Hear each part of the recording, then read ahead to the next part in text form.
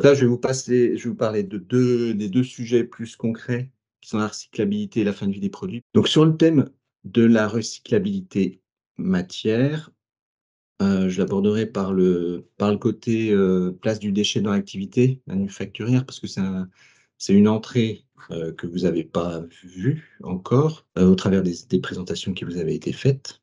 Donc ce qu'il y a à dire, c'est 2 choses. C'est vraiment un cadre incitatif qui accompagne l'entreprise dans la manière de gérer et traiter ses déchets. Alors je vais les passer en revue. Restriction à l'enfouissement avec des contraintes très, très fortes qui apparaissent en 2022-2023 et qui vont, être croissantes sur les années qui viennent. Une taxe générale sur les activités polluantes qui impacte, les entreprises qui envoient leurs déchets à l'enfouissement. Donc aujourd'hui, une entreprise qui envoie des déchets, banals dans un centre d'enfouissement, ça lui coûte 100-150 €. Il y a quelques années, c'était, presque la moitié. Donc demain, il ne faut pas s'attendre à ce que ça coûte 200 €, mais simplement que le centre d'enfouissement n'accepte pas les déchets. Parce qu'aujourd'hui, il y a des obligations de tri qui se mettent en place encore aujourd'hui, qui obligent l'entreprise à distinguer ses flux et l'oblige à mettre de côté les matières qui sont recyclables. Donc aujourd'hui, si une entreprise ne le fait pas, elle peut recevoir une amende, il peut y avoir des contraintes. Alors les contrôles dans les entreprises n'existent quasiment pas, mais ce qui est nouveau, c'est il va y avoir la mise en place de caméras et de rapports, par les gestionnaires des centres d'enfouissement. Donc des caméras dans les centres qui vont filmer toutes les arrivées de bennes et qui vont vérifier, caméra à l'appui, que la benne contient bien des déchets qui sont non triables. C'est pas non trié, mais c'est non triable. Et si jamais il y a des déchets qui sont non triables, comme des emballages, des films plastiques, des cartons en trop grande quantité, l'entreprise à l'origine de l'envoi sera mise en cause. Des amendes, des choses comme ça. Donc la réglementation, elle est de plus en plus stricte pour tous ceux qui n'observent pas le tri. Donc aujourd'hui, le tri est quasi nécessaire sur les sites, obligatoire. C'est pas nécessité par un enjeu économique, c'est obligatoire. L'incitation à l'emploi de matières recyclées, là, c'est pareil. Il va y avoir des choses qui sortent petit à petit pour l'incorporation de matières recyclées dans les produits mis sur le marché. Alors, on avait des incitations pour l'utilisation de matières recyclées type plastique. On s'aperçoit que c'est compliqué à mettre en œuvre parce que dans le cas des plastiques, ça concerne essentiellement les plastiques, on s'aperçoit que les matières recyclées intéressent assez peu les fabricants, plutôt psychologiquement que d'un point de vue qualité, reproductibilité, parce qu'aujourd'hui, les filières sont plutôt qualifiées pour donner de la matière recyclée de très, très bonne qualité. Mais il y a vraiment un frein psychologique. Et donc, c'est pour lever ce frein psychologique qu'il va y avoir une obligation qui sera mise en place. Et il y a pas mal d'évolutions aussi autour du statut de déchet. Aujourd'hui, on essaye de parler de moins en moins de déchets, mais de plus en plus de sous-produits, de manière à accompagner la valeur de la matière issue de production ou des déchets qui sont issus de la fin de vie des produits.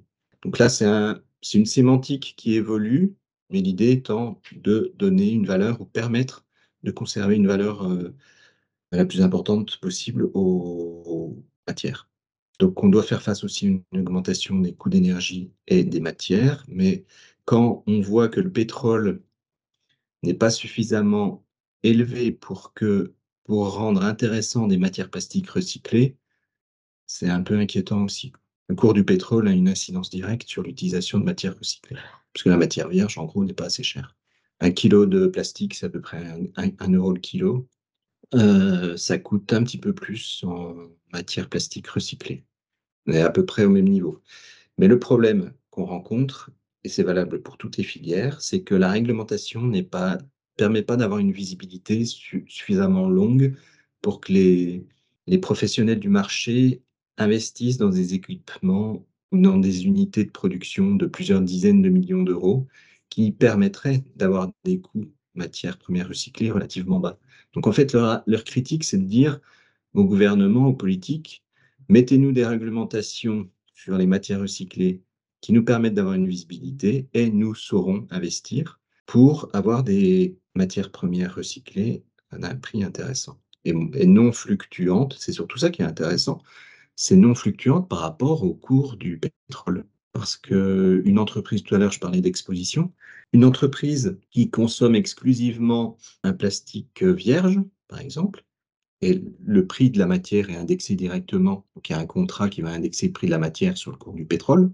Imaginez que demain, le cours du pétrole fasse x3, parce qu'il y a un conflit, je ne sais pas dans quel coin du globe, ben, l'entreprise, elle va devoir gérer, et c'est ce qui se passe pour l'énergie, elle va devoir gérer ce surcoût dans son modèle, alors que l'entreprise qui utilise des matières recyclées et qui a fait évoluer ses produits pour permettre ça, elle ne sera pas dépendante de la variation du cours du pétrole, puisque les unités de traitement sont a priori sur le territoire français, elles vont devoir finalement gérer que le surcoût lié à au coût de l'énergie au moment de la production de ces matières recyclées. Donc c'est relativement gérable. Donc pour montrer la notion d'exposition. Et puis, gardez en tête que le producteur du déchet est responsable, quoi qu'il arrive, de ce déchet. Donc aujourd'hui, il y a pas mal de filières responsabilité élargie du producteur qui font que les producteurs qui sont concernés par ces catégories de produits délèguent la gestion, la fin de vie et les déchets, délèguent ça à des éco-organismes. Mais il faut savoir que si aujourd'hui un producteur de déchets type véhicule ou type D3E envoie ses déchets ou ses matières, enfin, oui, ses déchets, chez un prestataire qui n'est pas autorisé à les recevoir, on ira rechercher le producteur du déchet et on lui ramène ses déchets. Aujourd'hui, la réglementation, c'est ça. Donc, le producteur est responsable jusqu'au bout et jusqu'au fond du trou. Pas du producteur, mais de ses déchets, au fond du trou des déchets. Donc, si c'est pas enfoui au bon endroit, on peut déterrer les déchets, ce qui est arrivé déjà, et ramener les déchets au producteur si on arrive à remettre si on arrive à suivre la propriété. Il y a d'autres questions qui nous. Donc, ça, c'est le cadre incitatif. Il y a des questions, des demandes des entreprises qui sont aujourd'hui tournées essentiellement autour des 4 points, des 3 points que j'ai cités. La proportion de recyclés dans les produits, comment je peux faire évoluer cette proportion? Quelle est la réglementation associée? Donc là, ça tourne beaucoup autour de la reconception des produits, mais la réglementation est assez souple là-dessus. Donc, il n'y a pas de contrainte à l'incorporation de matières recyclées. Si on veut en incorporer 100% et qu'il y a le marché pour, c'est faisable. Est-ce que mon produit est recyclable et recyclé? C'est deux notions différentes. Est-ce que mon produit est recyclé? Alors là, c'est très très compliqué parce qu'il faut aller voir la filière, il faut aller voir sur le terrain.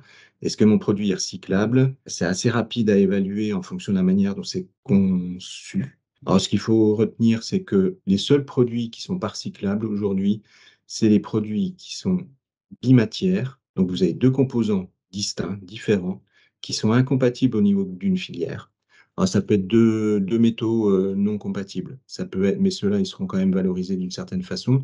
Mais généralement, c'est un acier moulé dans du plastique. C'est de l'électronique avec du plastique. Euh, donc, c'est vraiment bicomposant, collé, compliqué à séparer. Donc, ça, c'est pas recyclable. Et généralement, ça finit en enfouissement. On ne peut pas imaginer une grande valorisation. Alors, j'ai mis sur le côté des taux de recyclage. Oh, il en existe plein dans la littérature. J'ai juste sorti une information que propose FEDEREC, donc c'est le syndicat des entreprises qui recyclent. Donc aujourd'hui, il regroupe 80% du marché environ. Et donc sur la gauche, vous avez les matières entrantes et sur la droite, les matières premières recyclées générées à partir de ces matériaux. Donc ce qu'on peut voir, c'est que globalement, tout ce qui rentre sur un site va être recyclé et on se donne plus ou moins de mal à atteindre 95-100% seulement en fonction du coût de l'énergie sur site, du cours du pétrole. Ça, c'est pour la valorisation des plastiques, ici. Mais donc, aujourd'hui, les technologies, elles existent. Le problème, c'est qu'elles sont rarement déployées à 100% de leur capacité parce qu'il y a toujours une logique économique qui va reprendre le dessus. C'est pas toujours intéressant d'atteindre les 100%. Donc, en termes de recyclable, on est plutôt bon. En termes de recyclé réel, on n'est pas très, très bon. Un exemple, les plastiques, on considère aujourd'hui que sur 100 kilos de plastique mis sur le marché, il y en a que 30 qui seront recyclés. Là, on s'aperçoit que sur 100 kilos de plastique qui rentrent sur un site de traitement, il y en a 72 qui seront recyclés. Donc la question, c'est de savoir où partent les autres. Donc là, j'ai pas nécessairement la réponse, mais il y a plein de pistes. En fait, c'est la diffusion un petit peu partout de ces matières. Donc bien avoir en tête la notion de recyclable et recyclé. Pour montrer en quoi ça intéresse ou pas l'entreprise, c'est que les demandes qui remontent aujourd'hui concernent essentiellement les coûts de gestion des déchets.